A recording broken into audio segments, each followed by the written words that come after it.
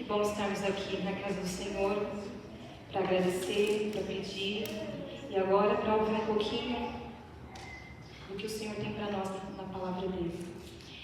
Nesse momento eu queria que nós curvássemos a nossa fronte e fizéssemos uma outra oração. Querido Pai Celestial, nosso Senhor e Salvador, na sua santa presença, a sua palavra vai ser aberta. Pai querido, estou eu aqui, a sua serva, tão falha, tão errante, mas com desejo enorme de fazer a tua vontade. Que pela tua bondade, as palavras que foram faladas por mim sejam as tuas palavras, e que os ouvintes aqui nesta noite, Senhor, pelo seu santo poder, possam entender a mensagem que o Senhor preparou para esta noite. Por favor, Senhor, envie teu Espírito Santo, esvazia de mim mesmo e me enche com teu santo e bom Espírito e todos nós aqui presentes. Em nome de Jesus que eu te peço. Amém. Amém.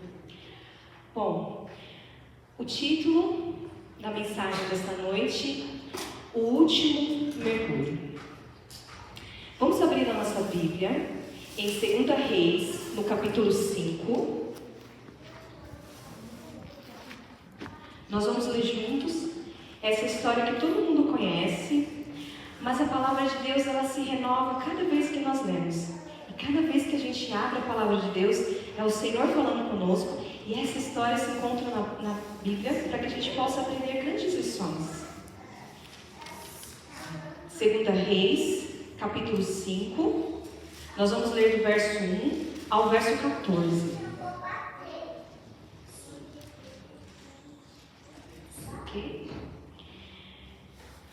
O verso 1. E Naamã, capitão do exército do rei da Síria, era um grande homem diante de seu senhor, e de muito respeito, porque ele, o Senhor, dera livramento aos sírios, e era este homem herói, valoroso, porém leproso. Então aqui inicia falando de Naamã. Naamã era um homem muito importante, porém Naamã tinha um problema muito sério, né? Ele tinha lepra, que era uma doença terrível. Verso 2. E saíram tropas da Síria, da terra de Israel, e levaram presa uma menina que ficou ao serviço da mulher de Naamã. E disse esta a sua senhora: antes o meu senhor estivesse diante do profeta que está em Samaria, ele o restauraria de sua lepra.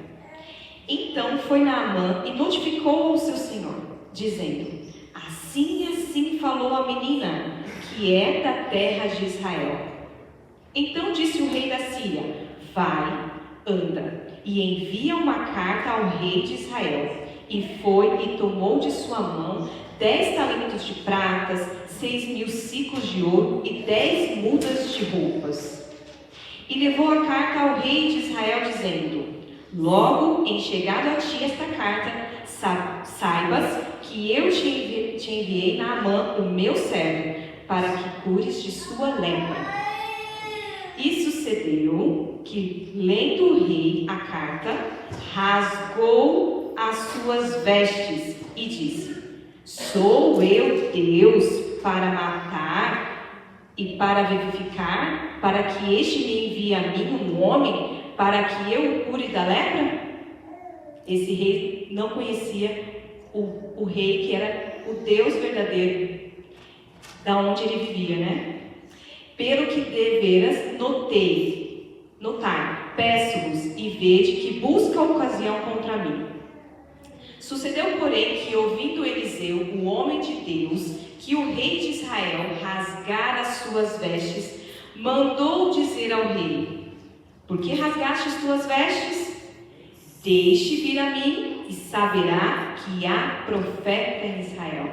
Se há um profeta, há um Deus.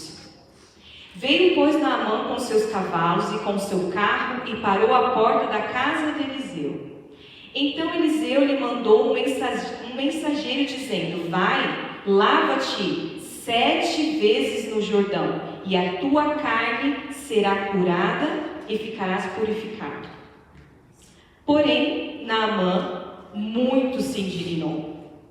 E foi-se dizendo: eis que eu dizia comigo, certamente ele sairia, por-se-á em pé, e invocaria o nome do Senhor seu Deus, e passasse a sua mão sobre o lugar, e restaurará o leproso. Não são porventura Abana, Farpar, rio de Damasco, melhores do que todas as águas de Israel? Não me poderia eu lavar-me neles e ficar purificado? E voltou-se e foi com indignação. Então chegaram-se a eles os seus servos e lhes falaram. E lhes disseram: meu pai, se o profeta dissesse alguma coisa grande, porventura não o faria? Quanto mais disseste, lava-te e ficarás purificado. Verso 14. Então desceu e mergulhou no Jordão 7 vezes, conforme a palavra do homem de Deus, e sua carne tornou-se carne de um menino e ficou purificado. Sabe, quando a gente lê essa história, uma pergunta pode vir em nossa mente, né?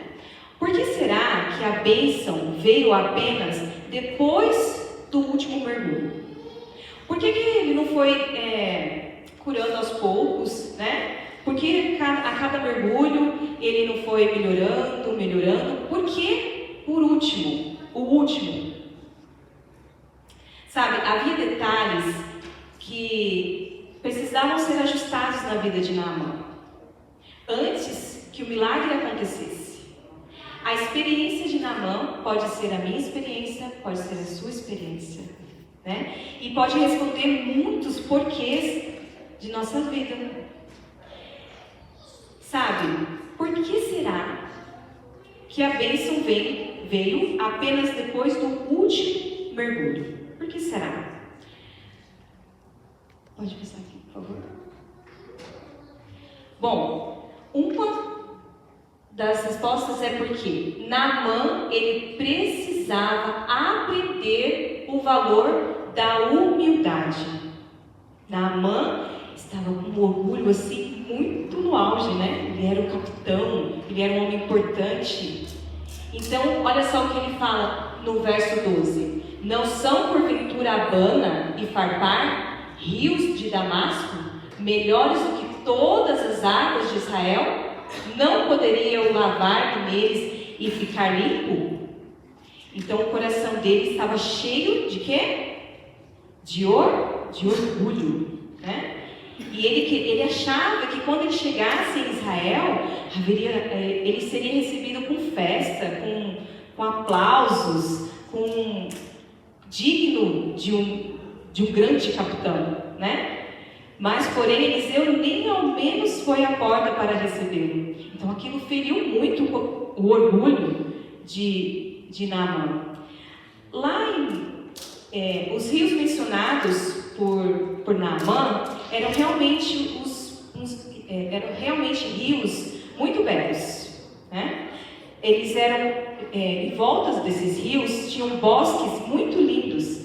E nesses bosques, muitas pessoas iam para adorar ídolos. Então, para Naamã, aquilo não seria nada difícil estar ali, né? A serva do Senhor fala em Profetas e Reis que para Naamã, não custaria nada, né? Não seria grande humilhação para ele descer a um desses rios, mas era unicamente seguindo as específicas indicações do profeta que ele poderia alcançar a cura, somente obedecendo. Somente voluntária obediência traria o resultado desejado. Então, somente se ele obedecesse, somente se o orgulho fosse quebrado, né? Pode passar, por favor.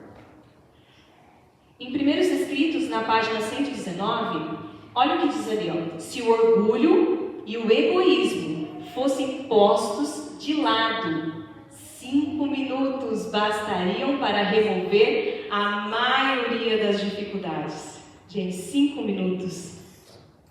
Se a gente deixasse o orgulho e o egoísmo de lado, nós teríamos os problemas resolvidos.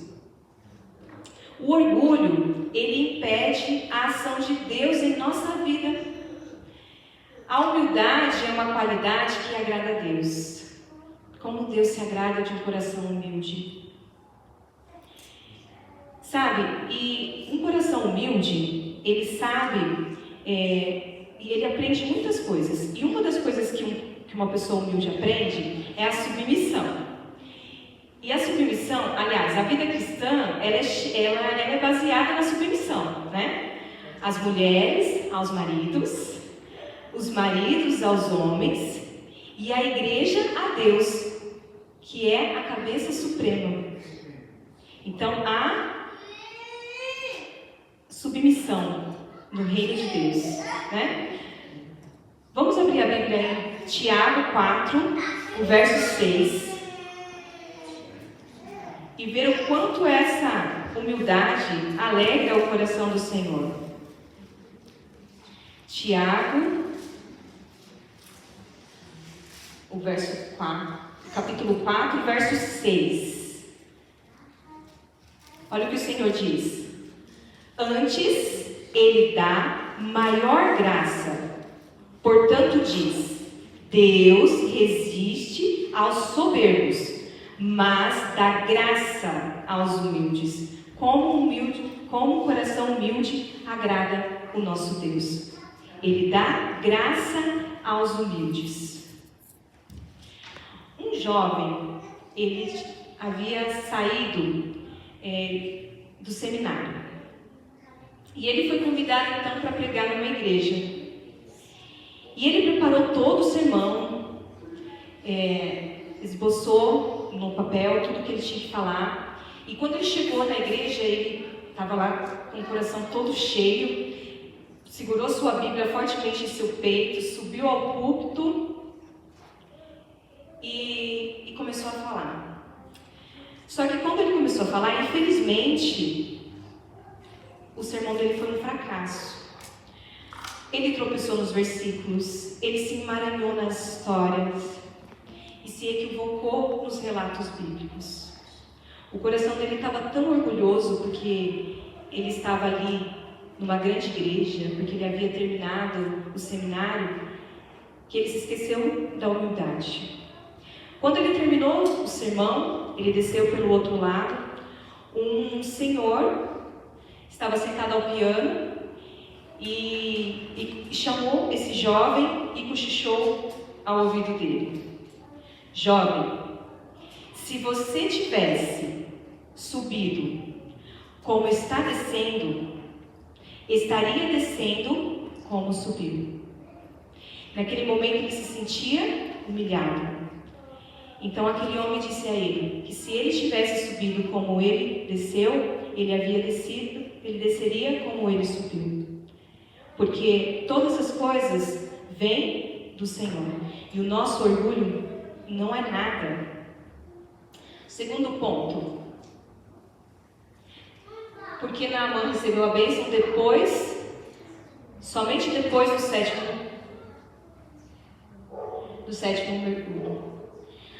Porque Naamã, ele precisava aprender a exercitar a fé e a perseverança. Todos nós precisamos disso, não é mesmo? Precisamos exercitar a nossa fé e precisamos ter a perseverança. Olha o que ele disse no verso 14. Então, Naamã desceu e mergulhou no Jordão 7 vezes, consoante a palavra do homem de Deus, e sua carne se tornou carne como de uma criança. Olha só. Então, conforme o que? A palavra de Deus. Ele precisou confiar, ele precisou ter fé e ele precisou perseverar, porque não foi no primeiro, não foi no segundo, não foi no terceiro, não foi no quarto, foi no sétimo. Então ele precisou perseverar. Martin Luther King diz que a fé é pisar o primeiro degrau, mesmo que você não veja a escada inteira. Interessante, né? Então, ter fé é dar passos. Quantos milagres nós vimos aqui mencionados, né? De pessoas que estão pondo o pé na água, né? Estão acreditando. O exercício da fé gera esperança e também perseverança. Por isso, fé, perseverança caminham juntas. Naamã havia caminhado 160 quilômetros para chegar até Samaria. De Damasco a Samaria, 160 quilômetros. Ele precisou caminhar mais 50 quilômetros até o Jordão e mergulhar lá 7 vezes. Como é que Naamã queria que o milagre acontecesse? Segundo o que nós lemos, ele disse: eu achava que eu ia chegar na presença do profeta e ele ia pôr a mão em mim e ele ia orar. E ele achou que o milagre iria acontecer dessa forma. Não foi o que a gente leu? Porém, ele teve que esperar. Ele teve que caminhar 160 km, chegar até lá, 160 quilômetros, depois mais 50 quilômetros e depois mergulhar 7 vezes. A graça e o milagre estavam reservados para Naamã no 7º mergulho. Vamos abrir agora a nossa Bíblia em Hebreus 10, 35 e o 36. Os milagres muitas vezes não acontecem da forma que nós achamos que eles vão acontecer. Às vezes a espera não é fácil, né? Hebreus 10, 35 e o verso 36. Diz assim: não rejeiteis, pois, a vossa confiança, que tem grande e avultado galardão, porque necessitais de paciência, para que, depois de haver feito a vontade de Deus, possais alcançar a promessa. Então nós devemos o quê? Perseverar. Perseverar e fazer o quê? A vontade de Deus, mesmo que isso leve um tempo. Não é fácil esperar, não é fácil quando a gente precisa de um milagre, mas devemos o quê? Ter fé e perseverar que o milagre virá. A fé de Naamã estava sendo provada, enquanto o orgulho lutava para predominar. Mas a fé triunfou. E o arrogante sírio submeteu o orgulhoso coração e curvou-se em submissão à vontade revelada de Jeová. 7 vezes ele mergulhou no Jordão, conforme a palavra do homem de Deus. E sua fé, a fé de Naamã, foi honrada. Ele perseverou.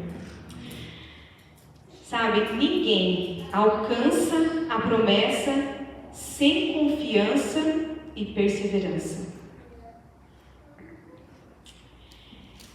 Nesse intervalo, muitas vezes nós temos que esperar, nós temos que clamar, mas a perseverança tem que continuar no nosso coração, né? Nós temos sempre que nos lembrar que quando estamos nos braços de um Deus, que a dor, a necessidade, as doenças não são sinônimos de falta de bênção. Não quer dizer que nós não estamos sendo abençoados quando as coisas ruins acontecem na nossa vida. Por isso, nós não podemos desistir, que se nós insistirmos, nós vamos alcançar as bênçãos. Amém? Amém. O último mergulho foi um mergulho de fé e perseverança. Se Naamã não tivesse dado o último mergulho, o milagre não teria acontecido. Existe uma interessante história que aconteceu numa pequena igreja adventista entre as grandes montanhas do estado de Nevada, nos Estados Unidos. Os irmãos, eles acabaram de construir uma igreja e eles já tinham colocado a data da inauguração da igreja. Porém, um fiscal veio antes da inauguração e disse que eles não poderiam abrir a igreja, porque o estacionamento era pequeno. E eles deveriam aumentar o estacionamento, pavimentar o estacionamento, senão a igreja não poderia ser aberta. Então o pastor chamou os membros da igreja e disse que no dia seguinte eles iam se reunir para orar. E era para vir os irmãos que criam que a montanha poderia ser removida. Numa igreja de 100 membros, 24 pessoas toparam o desafio do pastor. Então ali eles oraram por 3 horas. Terminada a oração, o pastor disse um amém e disse: vamos para casa, que nós vamos abrir as portas no dia marcado. No dia seguinte, o pastor estava no escritório, bateram na porta, e quando o pastor abriu a porta, era um rapaz de uma construtora chamada Acme, da cidade vizinha de onde o pastor estava, de onde era a igreja. E eles disseram: olha, nós estamos construindo um shopping center na cidade vizinha e estamos precisando de um pouco de terra. Você estaria disposto a nos vender um pedaço daquela montanha atrás da sua igreja? Olha, nós vamos extrair a terra, nós vamos pagar por ela e depois vamos pavimentar toda a área gratuitamente. Amém? Amém. História impressionante de fé, né? Há somente uma condição, ele disse: precisamos dela imediatamente. E sabe o que aconteceu? A igreja foi inaugurada no dia marcado. Amém. Isso é fé, acreditar de que Deus pode todas as coisas. Algumas pessoas acreditam que a fé vem antes do milagre. Outras acreditam que o milagre vem antes da fé. Algumas pessoas acham que precisam ver para crer, enquanto outras acham que precisam crer para ver. No que você acredita? A Bíblia, a palavra de Deus, nos diz que a perseverança e a fé vem antes do milagre. Amém? Amém. O último mergulho foi capaz de dar a certeza de que o melhor está por vir. Humildade, perseverança e fé são 3 virtudes que movem a graça de Deus sobre nossa vida. Amém. Nesse momento eu queria que vocês assistissem um testemunho. Isso, um testemunho. Eu assisti essa semana e eu fiquei assim impressionada. E prestem bem atenção nas palavras dessa irmã.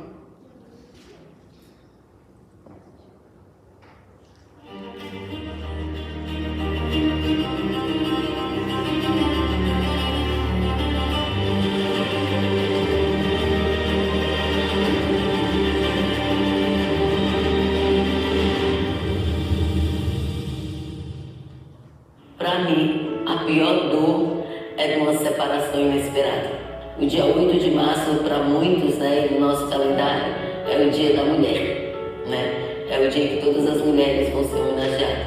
Para mim, eu preferia que o dia 8 de março não tivesse existido. Como eu falava do dia 8 de março, sem esquecer o dia 7 de março.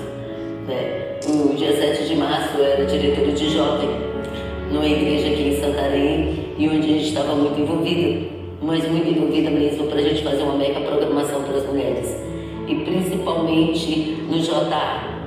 E eu lembro que a gente fez a escola sabatina, o culto divino, e eu cheguei em casa para almoçar, e eu almocei bem rápido, e minha esposa disse para mim: minha filha, deita um pouquinho. E eu disse para ele que eu não poderia deitar porque eu ainda tinha que ir na floricultura atrás de umas pétalas, porque eu queria jogar pétalas para as mulheres para passar. No dia 8 de março, com todas as datas comemorativas, nós tínhamos o hábito de sairmos para comemorar, saímos para almoçar. E nesse dia, por eu estar muito cansada, meu esposo deixou eu dormir até um pouco mais tarde, por volta das 10 horas, ele chegou em casa, tinha ido na casa da mãe dele e me convidou para a gente almoçar.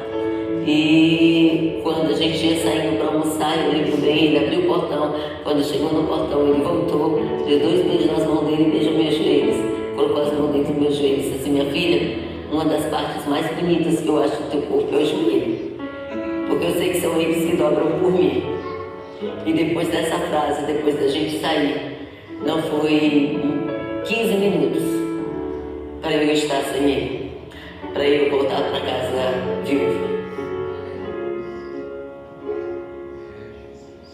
Eu sempre fui uma pessoa muito envolvida na igreja, eu louvo a Deus por isso, né? Eu nunca fui de ficar muito só para passar a mão, eu sempre gostei de me envolver. E tem uma frase que me acompanha muito, que diz que quando a gente cuida das coisas de Deus, Deus cuida da gente. Então eu procurei cuidar mais ainda das coisas de Deus, eu me envolvi mais ainda na obra dele. Eu acho que com vontade de reencontrar meu esposo, eu sabia que para reencontrar, e eu sei, a gente precisa abreviar a volta de Jesus. E eu comecei a me dedicar mais ainda às coisas de Deus, né? E eu tenho 2 filhos, o Albert e o Mateus. E são filhos assim que são presentes de Deus. E desde o meu envolvimento com a igreja, eu montei um grupo de mães intercessoras, que o nosso slogan é Mãe de Joelhos e Filhos em Pé. E através deste grupo de oração, de muita oração de muitas mães, Deus me deu o grande privilégio de poder receber o Albert de volta aos braços do Senhor. Mãe de joelhos, filhos em pé, poder da oração, recomeço. Eu digo assim, quando tu passas por uma dor, quando tu passas por algum momento, tu tem 2 oportunidades. Eu sempre digo isso, né? Ou você segura firmemente nas mãos de Deus e deixa de perguntar para Ele por quê, né? E sim, para quê, e te segura que Ele vai te mostrar, e aí você consegue sair, você consegue vencer. Ou então tu te afunda de vez quando tu solta na mão dele. A mesma coisa quando aconteceu com Pedro, né? Ele deixou de olhar para Jesus e o que aconteceu? Afundou. Então nos nossos momentos de dores, nos nossos momentos de maior dificuldade, se você tira os olhos do mestre, você solta a mão dele, tentando encontrar o porquê, tu te afunda. Agora se tu segura, ele te ergue de lá. A oração é meu alicerce. A oração é meu momento com Deus, é meu porto seguro, é minha base, é meu tudo. A minha maior esperança é o reencontro, é a volta de Jesus. Eu acho que se a gente não tivesse esperança, é em vão o nosso viver na terra. Agora, se você tem a esperança do reencontro, a chama mantém viva da nossa fé. A oração é a chamazinha que vai todo dia acendendo essa nossa bendita esperança. Amém? Amém, então, não é mesmo? Então que nós possamos ter fé, perseverança, que o milagre sempre vem. Às vezes não vem como a gente deseja, mas ele vem. E o último texto que eu queria deixar com vocês está em Ciência do Bom Viver, na página 453. Diz assim: a vida cristã é uma batalha e uma marcha. Nessa guerra não há trégua. O esforço deve ser contínuo e perseverante. É assim, fazendo, que mantemos a vitória sobre as tentações de Satanás. A integridade cristã deve ser buscada com irresistível energia e mantida com resoluta rigidez de propósito. Ninguém será levado para o alto sem árduo e perseverante esforço em prol de si mesmo. Todos têm de se empenhar por si nessa luta. Nenhuma outra pessoa pode combater os nossos combates. Amém? Amém. Então que nós possamos segurar firme na mão desse Deus e olharmos fixos para Ele, para permanecermos fiéis com a fé e a perseverança nesse Deus maravilhoso. Amém? Amém.